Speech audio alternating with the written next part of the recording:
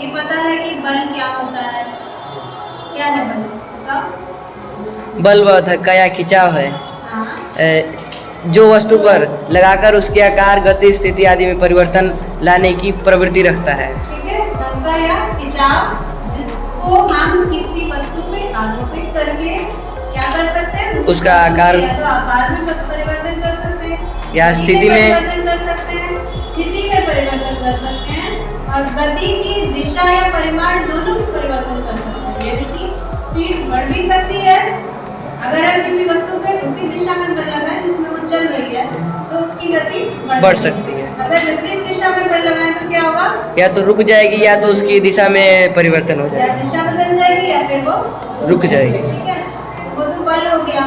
अब एक चीज हम पढ़ने जा रहे हैं जो नई वो है दाब। ठीक है, दाब होता क्या है? दाब भी बल में निर्भर करता है। ठीक है, अब एक एक्टिविटी दी है आप लोगों की किताब में। सबसे पहले हम ये देखते हैं ये क्या है? कील। अब कील की जो इनका जो शेप होता है उसमें एक तरफ ये फ्लैट होता है, चपटा होता है ना, और दूसरी तरफ क्या होता है? नुकीला होता है। कील जो होती है वो एक तरफ से नुकीली और एक तरफ से चपटी क्यों होती है मालूम है? कि जिस तरफ से चपटी होती है उस तरफ से ठोका जाता है और जिस तरफ से पतली होती है उसको पतली इसलिए बनाया जाता है कि वो उसका जितना पतली रहेगा उतना आसानी से अंदर जा सके। अब अगर हम इसको उल्टा करके ऐसे करके इस पे चाहेंगे ठोकना तो क्या ये ठुकेगी? क्या ये घुसेगी? नहीं घुस रही है ना। अब उतना ही अगर हम इसको उल्टा करके मारते हैं इस तरह से, ठुक गई ना, घुस गई इसके अंदर, इसका मतलब तो ऐसा क्यों हो रहा है? ऐसा इसलिए हो रहा है कि जो तल का हिस्सा इस तल के संपर्क में आ रहा है वो कम है ना। ये इसका जो तल इसके संपर्क में आ रहा है उसका एरिया कम है, उसका क्षेत्रफल कम है। ठीक है, इस तल का क्षेत्रफल अधिक है, इस तल का क्षेत्रफल अधिक है। एक ये बिंदु के बराबर है, इसकी नोक तो बिंदु के बराबर है और ये इसमें कई सारे बिंदु आ जाएंगे ना।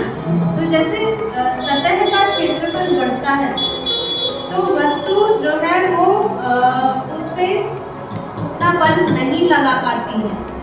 ठीक है, दो वस्तुओं का सतह आपस में संपर्क में आता है तो अगर दोनों वस्तुओं के सतह का क्षेत्रफल जो संपर्क में है वो ज्यादा होता है तो वो बल नहीं लग पाता है। ठीक है, अगर संपर्क का क्षेत्रफल कम होगा तो बल अधिक आरोपित होगा, बल अधिक लगेगा। इसी वजह से ये कील जो है नुकीले साइड से उतना ही मारने पे धंस जाती है और ये हेड की साइड से जितना भी मारेंगे तो ये नहीं धंसेगी। धंस रहा है? नहीं धंस रहा। ठीक है ना। एक एक्टिविटी और हम करते हैं, ये क्या है? ईंट, और ये रेत है इसमें। ठीक है ना, ये ईंट का टुकड़ा है। इसमें आप ये बताइए कि ये जो है इसका क्षेत्रफल और इसके क्षेत्रफल में अंतर है? यस मैम जी। कौन सा बड़ा है? मैम जी ये क्षेत्रफल अधिक है यानी कि ये जगह अधिक है ना, अधिक जगह है। तो अगर हम इसको इस रेत में रखेंगे तो अगर इस सतह पे रखेंगे तो ये ज्यादा क्षेत्रफल संपर्क में आएगा है ना, दोनों सतहों का ज्यादा क्षेत्रफल एक दूसरे के संपर्क। जितना ज्यादा क्षेत्रफल रहेगा उतना कम नीचे जाएगा और जितना कम क्षेत्रफल रहेगा उतना ही ज्यादा जाएगा। तो ये जो कम क्षेत्रफल है अगर हम ऐसे रखते हैं तो कम क्षेत्रफल जब संपर्क में आता है तो देखिए कितना धंसता है। जब हम ईंटे को इस तरह से रेत पे रखते हैं तो क्योंकि इसका कम क्षेत्रफल रेत के संपर्क में आता है इसलिए वो ज्यादा धंस पड़ता है। ठीक है, अगर हम इसको देखो कितना धंस रहा है,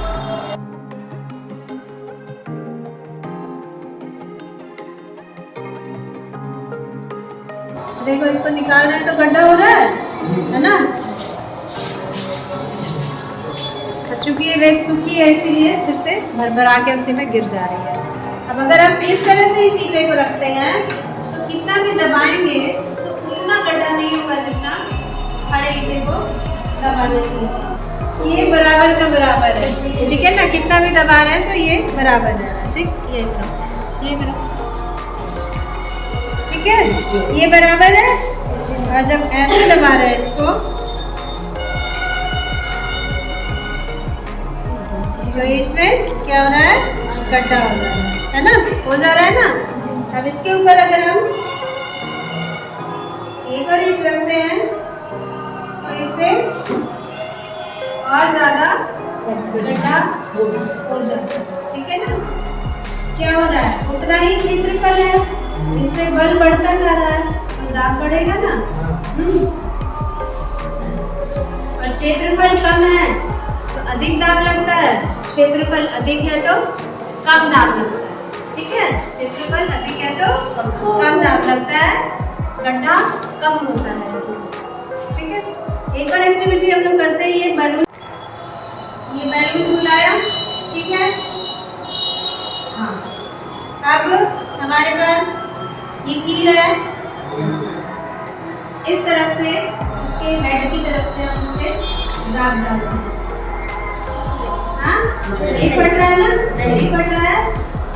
अब देखो कितना घुसा दिया अंदर, नहीं पड़ा, अब इतना ही हम इससे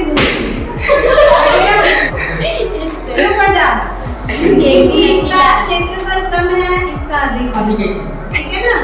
तो कम क्षेत्रफल से दाब अधिक लगता है, अधिक क्षेत्रफल होता है तो दाब कम होता है, कम लगता है।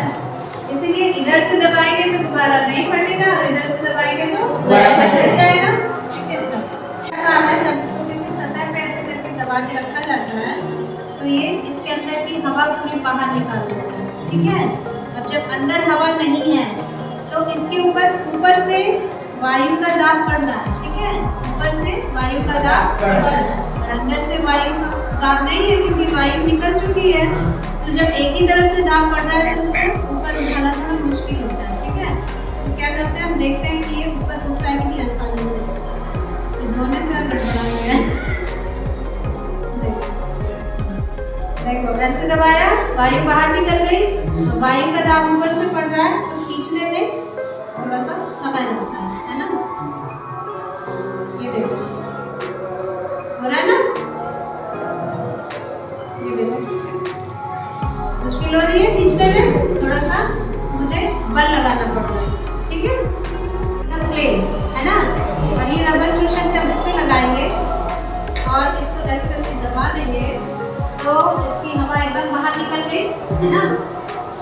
अब इसको हम खींच के देखें, नहीं निकल रहा। और ट्राई करो दुर्गा जी, खींचो, निकल रहा है, निकल ही नहीं रहा है। हार मत देना। तो इसको क्या एकदम नहीं निकल रहा है, बहुत मुश्किल से इसने खींचा इसको, है ना। समझ में आया, उठ गया, नहीं गिर रहा ना। और इसको निकालने के लिए हम नहीं निकल रहा है तो हम इसको साइड से स्लाइड करके निकाल सकते हैं, ठीक।